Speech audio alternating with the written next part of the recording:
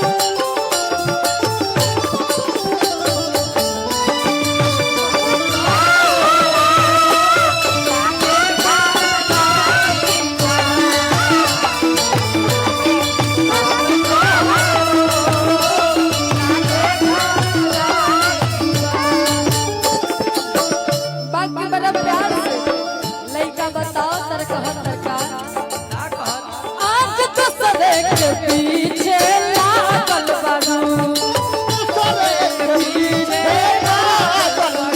तू तो हमरा के कइले पागल बारू आज तो सदा के पीछे लागल बारू तू तो हमरा के कइले पागल बारू जकरे से लभकैलू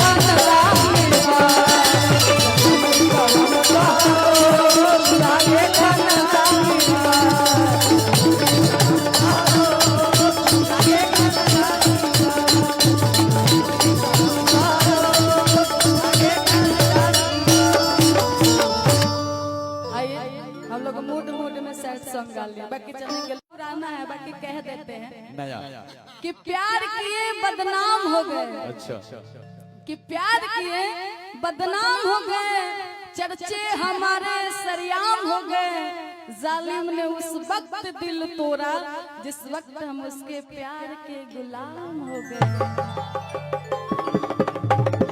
शायरी पहले हम नहीं बोलते थे इधर मुझे बड़ा इच्छा होने लगा कि शायरी हम अब कहें। चली कोनो तो ऐसा अभिभावक बने जन बराबर बराबर पैसा देनी है सोलिया राम जी बहलो आपके लिए कहते हैं आपके लिए नहीं।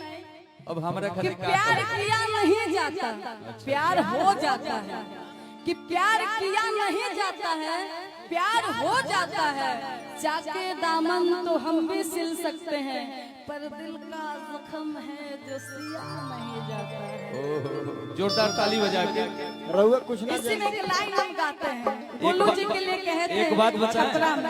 एक बात बताएं मंच संचालक का काम ही नहीं होता है कि गायक या गायिका से शेरबाजी करे, क्योंकि उसका काम होता है सूत्रधार का, माइक आपके हाथों और मंच संचालक को बैठ जाना चाहिए, क्योंकि आपको सुनने के लिए लोग यहाँ उपस्थित हैं, मुझे तो नहीं सुनना है। आइए एक जोरदार ताली की गड़गड़ाहट के साथ एक बार पुनः इनका सम्मान होता है।